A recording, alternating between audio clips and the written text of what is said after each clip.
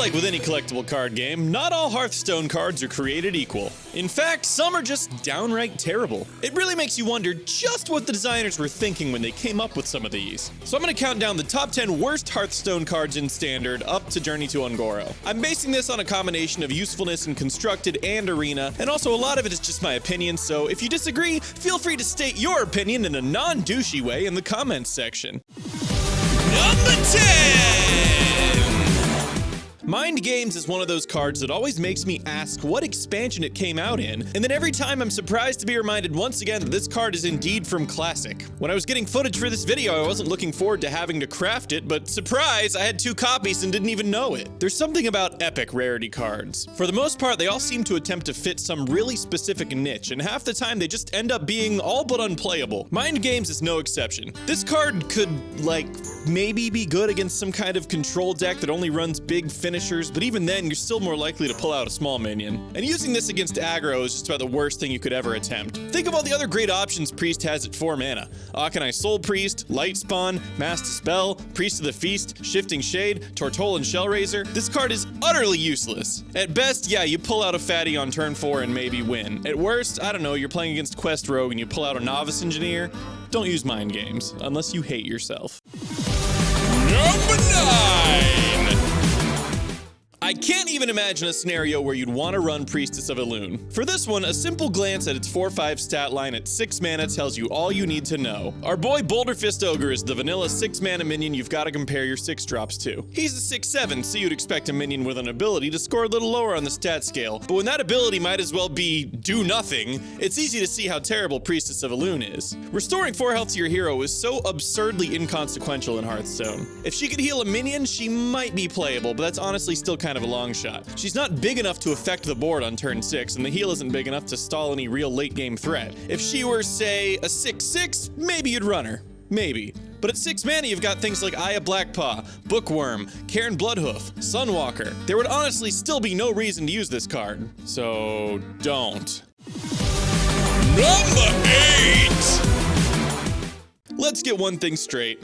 Minions with 1 health and no charge or some way to stick to the board are just bad in general. Dust Devil is one of those minions. This thing honestly just makes me sad. I really want Dust Devil to be good. I mean, a 3/1 Wind Fury for 1 mana seems insane, but it auto-dies to Druid, Mage, and Rogue hero powers, and every other class is sure to have some way to deal a point of damage or throw something in its path before you get a chance to connect with it. Let's not fail to mention that it's going to overload you for 2 on your next turn. This card might as well just say, discard a card, skip your first 2 turns, reevaluate your life for thinking this would work. I'm sure there are situations where this thing could shine, but in general, it's just going to die. In a metagame of fantastic 1-drops, there's not a reason in the world to be using Dust Devil. Number 7! Speaking of 1 health minions, I honestly hated that I had to put Weasel Tunneler on this list. When this thing got revealed in Mean Streets along with all the other cool Grimy Goons 1-drops and small-time recruits, I thought Hand Buff was gonna pump this little rat up to like a 6/6 before it hit the board, and then when it died, it would burrow into your opponent's deck and deny them a valuable card. This did not happen. I tried. I really tried to make this work. The concept of this card really seemed powerful to me, but at 1/1, it just wasn't going to happen. Maybe a 1/2 or a 2/1 would have worked better? I don't know, at least at 2/1, your opponent would really have some incentive to remove it, and then whoops, you got a Weasel in your deck now. Also, this is another example of an epic that's just weird and bad. Maybe some future meta shift would make this guy good, but I have no idea what that would be. But hey, I can dream. Number 6! Explore Ungoro is like kind of a fun card, and also another dumb epic. But it certainly is not a good card. Hey, remember that cool deck you spent all that time building and saving up dust to make? Wouldn't it be better if it had none of the cards you put in it? Discovering a card every turn can be great for getting what you need for the current situation, but since you're spending 1 mana on exploring every turn, everything you do is behind curve, and not to mention RNG as hell. The only thing I can see this card for is as a 1-of in a control fatigue warrior deck. Now that Golden Monkey is out, I can see the warrior wanting to replace all their situational control cards late game with Discover so they can get what they need to seal the deal. But I haven't seen a single person do that, so I guess it doesn't really work. Number 5! It's kind of incredible how pointless Ironhide is. I mentioned before with Priestess of Elune who heals for 4, and that how that amount of healing is basically pointless in Hearthstone. Well, 5 isn't much better, and this card has nothing attached to it to back it up. Doesn't draw you a card like Shield Block, doesn't give you a shitty understated body like Priestess, 5 armor, That's it. There's just no need for something like that on turn 1. And if you're playing it later in the game, you might as well be running a 3-mana shield block. The only thing, and I mean the only thing this could be used for, is getting a high damage shield bash early on. But even then, for 4 mana, you can shield block and then shield bash for 5 and get a card out of it. Every card you play needs to count in Hearthstone, even more so for control decks who are in it for the long haul. And Ironhide provides you with virtually nothing. That 5 armor is going to be gone so fast, and then what are you left with? If you need armor, just run shield block. Number 4. You've probably been waiting for this one. The OG joke card, Angry Chicken. Enrage plus 5 attack? Wow, that's crazy for 1 mana. How much health does he... Uh-oh. Kinda hard to enrage something when it's, you know, dead. The only way, and I mean the only way to make use of Angry Chicken is to buff it. There are a lot of ways you could do that, but there's no guarantee the thing is even going to survive to attack, and no guarantee you're going to be able to enrage it. When you have to work so hard just to make your 1-drop work, is it really worth it? No. The answer is no. This card is never worth it. Honestly, the best thing about this card is that it challenges people to try to make it work, which I'm sure I'm going to have a lot of fun doing while gathering footage for this video. I hope I pulled off something cool. Also, fun fact, the Angry Chicken just happens to be the name of a really cool Hearthstone podcast, so you guys should check them out. Number 3!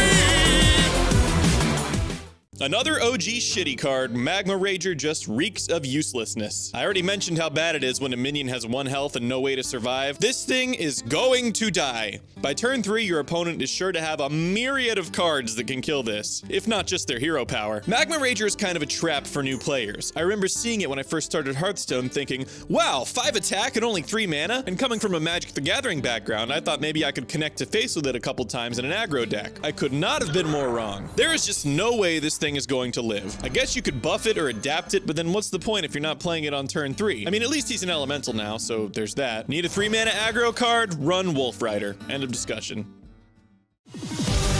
Number 2! Yes, a legendary has made it onto this list, and at the number 2 spot nonetheless. Poor Millhouse. Out of all the crappy legendaries out there, you come in dead last. Letting your opponent cast all their spells for free is something you do not want, because then shit like this can happen.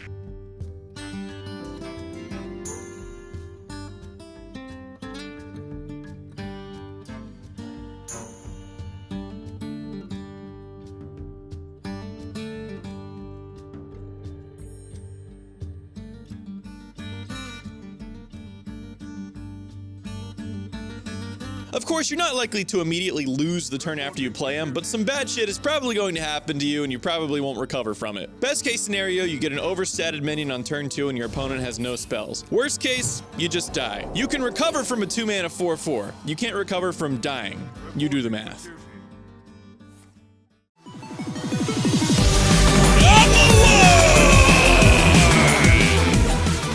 It's hard to believe there's a worse version of Magma Rager, but in my opinion, Backstreet Leper is just the lowest of the low. Sure, it basically guarantees you to get 2 damage in, but it's just as easy to kill and it's a smaller minion. This thing and Magma Rager are both definitely going to die immediately, but in the event that you somehow manage to protect your Rager, congrats, you've got 5 attack on the board. You basically have no reason to go through the trouble of protecting this thing.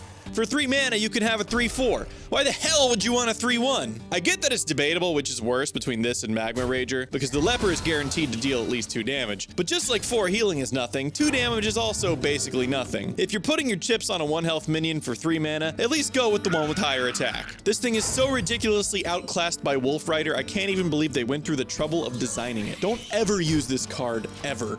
Ever!